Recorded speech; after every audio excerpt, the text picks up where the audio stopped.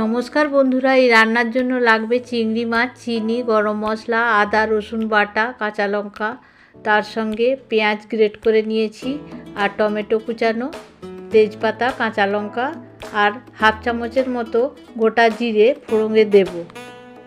এরপর কড়াতে পরিমাণ মতো তেল দিয়ে তেলটা খুব ভালো করে গরম করে নেব এবং কিছু আলু আগের থেকে আমি কেটে রেখেছি, সেই আলুগুলো গরম তেলের মধ্যে দিয়ে দিলাম।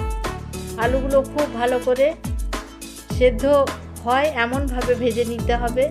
এর মধ্যে পরিমাণ মতো আমি নুন দিয়ে দেব আর 1 চামচের মতো হলুদ দিয়ে দেব। নেড়ে চেড়ে নিয়ে ঢাকা চাপা দিয়ে রেখে দিলাম। কিছুক্ষণের জন্য আলুটাকে সেদ্ধ করতে দেব। এখানে আলু ভাজা হয়ে গেছে, ব্রাউন কালারের করে ভেজে প্লেটের মধ্যে তুলে নিলাম। ও আপনাদেরকে তো বলাই হয়নি, আজকের রেসিপি ব্রোকলি চিংড়ি।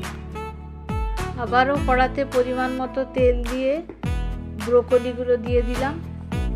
ব্রোকলিগুলো ভেজে নিতে হবে। এর মধ্যে পরিমাণ মতো নুন দিয়ে দিলাম, তারপর হাফ চামচের মতো হলুদ দিয়ে দেব। ব্রোকলিটাও খুব ভালোভাবে নেড়ে চেড়ে ভেজে নিতে হবে, লাল করে, বেশি সেদ্ধ যাতে না হয়ে যায় তার জন্য একটু ঢাকা চাপা দিয়ে রেখে ব্রোকলি এখানে আমার ভাজা হয়ে গেছে, প্লেটের মধ্যে তুলে নিলাম। কড়াতে আবারও একটু তেল দিয়ে নেব এবং চিংড়ি মাছগুলো যেগুলো রাখা ছিল সেগুলো আমি ভেজে নিচ্ছি। চিংড়ি মাছগুলো খুব শক্ত করে ভাজবো না, চিংড়ি মাছগুলো হালকা ভেজে তুলে নেব। চিংড়ি মাছ এখানে আমার ভাজা হয়ে গেছে, প্লেটের মধ্যে তুলে নিলাম। কফি রান্নায় চিংড়ি মাছ দিলে খুবই ভালো টেস্ট হয়, আর ব্রোকলি রান্নাতেও খুব ভালো লাগে। কড়াতে পরিমাণ মতো তেল দিয়ে নিলাম, জিরে, কাঁচা লঙ্কা, তেজপাতা ফোড়ন দিয়ে খুব ভালো করে নেড়ে চেড়ে 1 চামচের মতো চিনি দিয়ে দিলাম। চিনিটা যতক্ষণ না পর্যন্ত লাল হয়ে ফুলে উঠছে ততক্ষণ আমাকে নেড়ে যেতে হবে। কড়াতে পেঁয়াজ গ্রেট করে রেখেছিলাম সেটাও দিয়ে দিলাম, আদা রসুন লঙ্কা বাটা সেটাও অ্যাড করে দিলাম। তারপর গরম মশলা রেখেছিলাম সেটাও দিয়ে দিলাম। একটা বড় টমেটো কেটে রেখেছিলাম সেটাও এর মধ্যে অ্যাড করে দিলাম। এবার একে একে নুন, পরিমাণ মতো হলুদ এবং লঙ্কা গুঁড়ো আর একটু কালার হওয়ার জন্য কাশ্মীরি লঙ্কা গুঁড়ো এর মধ্যে অ্যাড করে দেব।